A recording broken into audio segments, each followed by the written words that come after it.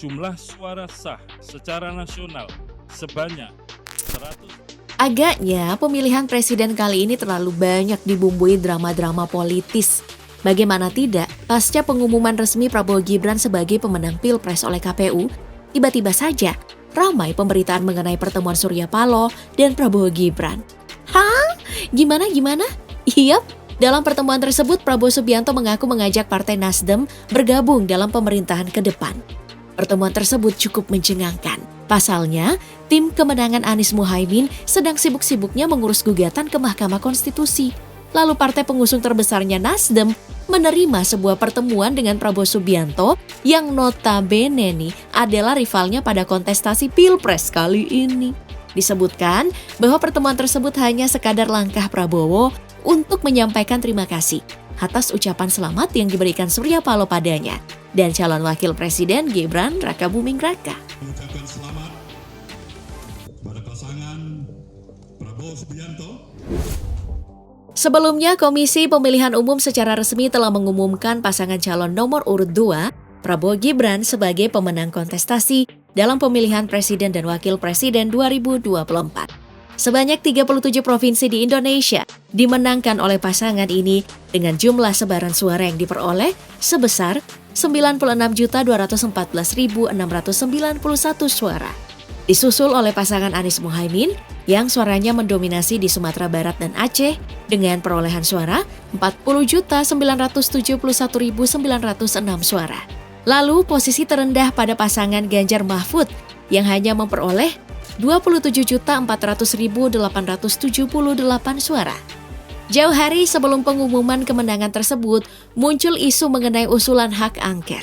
Tentu saja usulan ini berasal dari pihak yang merasa adanya kecurigaan dalam Pilpres. Ganjar Pranowo sebagai pihak yang menyarankan hak angket ini digunakan untuk meminta pertanggungjawaban dari Bawaslu dan KPU atas dugaan adanya kecurangan yang bersifat terstruktur, sistematis dan meluas pada kontestasi politik 2024 ini. Ternyata Ganjar dan tim pemenangan tak sendirian. Pasangan Anies Muhaimin juga ikut diajak bergabung dalam strategi melawan kecurangan pemilu tahun ini. Respon positif pun diberikan oleh pasangan nomor urut 1 ini. Dalam pernyataannya, Anies Baswedan menyatakan bahwa dirinya dan Caimin akan tetap konsisten dalam mendukung gerakan perubahan. Lebih lanjut, langkah ini juga ditempuh bersama partai yang tergabung dalam koalisi perubahan. Tim pemenangan bersama koalisi akan menyediakan data terkait kecurangan pemilu jika usulan penggunaan hak angket dilaksanakan. Ada banyak cara sebenarnya angket boleh. Gagasan perubahan. Namun, sepertinya usulan ini sebatas wacana belaka di kalangan partai-partai pengusung dari pihak yang merasa dicurangi. Seperti yang udah kita bahas di awal tadi, ada sebuah plot twist yang terjadi di tengah gejolak politik negeri kita. Ya, bagaimana tidak, kondisi ini cukup berbanding terbalik dengan sang pasangan calon, Nasdem, sebagai partai pengusung dari pasangan Anies Muhaimin. Dikabarkan pelan-pelan mengambil langkah mundur dari usulan hak angket tersebut. Hal ini pun mengundang banyak persepsi publik. Tatkala Surya Paloh sebagai Ketua Umum Nasdem secara terang-terangan telah mengucapkan selamat atas kemenangan yang diraih oleh pasangan Prabowo Gibran. Menanggapi ucapan tersebut, Anies Baswedan yang didampingi oleh Muhaimin di markas tim pemenangan Amin mengatakan bahwa terkait dengan sikap kita semua memahami bahwa sedang menjalani proses konstitusional. Partai politik memiliki hak konstitusional dan parpol juga memiliki sikap yang harus dihormati. Ia juga menyampaikan komitmennya untuk terus berjalan dalam mengusung gagasan perubahan untuk demokrasi yang lebih baik. Selain hak angket yang menjadi usulan strategi tim pemenangan Anies Muhaimin dan Ganjar Mahfud, ternyata kedua pasangan ini telah menyiapkan strategi lainnya. Memasuki babak baru, masing-masing pasangan ini telah menyiapkan berbagai rencana matang untuk menggugat berbagai kecurangan yang terstruktur, sistematif dan masif ini yang mereka yakini terjadi sepanjang pesta demokrasi berlangsung. Seolah konsisten dalam komitmen mengusung perubahan demokrasi ke arah yang lebih baik, Anies dan Koalisi Perubahan akan menghadirkan 1.000 pengacara yang akan membuktikan adanya kecurangan yang merugikan pasangan Anies Muhaimin. Hal ini pun divalidasi oleh Iwan Tarigan selaku juru bicara Timnas Amin. Dalam pernyataannya, tim hukum yang sebelumnya telah terbentuk nantinya akan menjadi kendaraan dalam gugatan tersebut. Diketuai oleh Arief Yusuf Amir, muncul nama Hamdan Zulfa, mantan Ketua Mahkamah Konstitusi yang ikut bergabung dalam tim tersebut. Setelah selesai mendaftarkan permohonan pembatalan keputusan KPU yang memenangkan Prabowo Gibran, Arief Yusuf Amir menyampaikan bahwa dalam laporannya terdapat 100 halaman berisikan fakta-fakta dugaan kecurigaan yang dimulai sejak pencalonan pihak tergugat sampai pada bukti-bukti kecurangan di lapangan.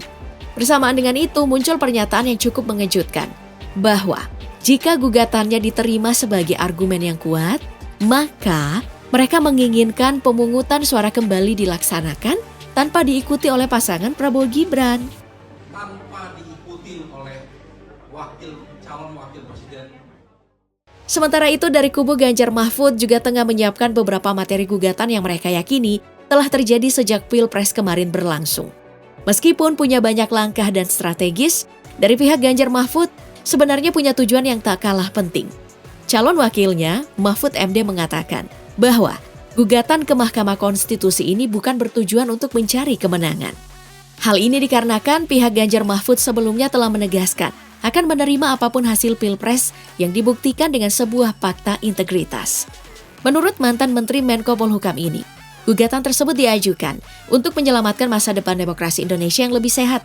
Gugatan tersebut dilakukan bukan hanya untuk kepentingan politiknya dan bukan semata-mata untuk pemilu kali ini saja, melainkan untuk puluhan tahun yang akan datang. Jika kubu Anies Mohaimin menyiapkan 1.000 pengacara, kubu Ganjar Mahfud hanya membutuhkan 1 orang Kapolda. Nah, dikabarkan pasangan calon nomor urut 3 ini tengah menyiapkan seorang Kapolda yang bakal menjadi saksi atas bukti-bukti kecurangan yang terjadi. Namun hingga saat ini, identitas Kapolda tersebut belum dapat diketahui secara pasti. Apakah saksi tersebut masih berstatus Kapolda aktif atau mantan Kapolda? Hal ini pun dibenarkan oleh Todung Mulya Lubis selaku tim hukum TPN Ganjar Mahfud. Menurutnya, identitas Kapolda tersebut masih dirahasiakan dan masih menjadi perbincangan dalam ranah internal. Strategi menghadirkan seorang Kapolda ini pun sampai menarik perhatian seorang Yusril Issa Mahendra, seorang anggota tim hukum dari tim pemenangan nasional Prabowo Gibran. Sebagai pihak yang tergugat, tim sukses Prabowo Gibran merasa tak cemas jika dalam ruang persidangan nanti hadir seorang Kapolda yang menjadi saksi. Menurutnya, tim ini tidak terlalu khawatir karena ruang lingkup cakupan Kapolda dapat diketahui. Pembuktiannya pun cukup mudah karena wilayah Indonesia ini terdiri dari 38 provinsi. Syarat pemenangan pun setengah dari jumlah provinsi plus 1. Dan jika Kapolda tersebut hadir sebagai saksi dan terjadi pengerahan massa, maka tindakan tersebut menjadi sia-sia. Pasalnya, perwakilan Kapolda tersebut tidak bisa menggugurkan provinsi lainnya. Kapolri Jenderal Listio Sigit Prabowo juga ikut menanggapi isu tersebut. Dirinya mengungkapkan, ia masih menunggu siapa sosok Kapolda yang dihadirkan oleh tim Ganjar Mahfud. Jenderal Sigit juga menyatakan bahwa sang Kapolda harus punya bukti yang cukup. Apabila terbukti ada pelanggaran, maka akan dilakukan proses hukum. Namun jika tidak terbukti, ia meminta untuk menunggu seluruh hasil dan seluruh tahapan, baik dalam Komisi Pemilihan Umum, Mahkamah Konstitusi, dan pengumuman resmi dapat berjalan dengan baik dan hasilnya bisa diterima oleh masyarakat luas.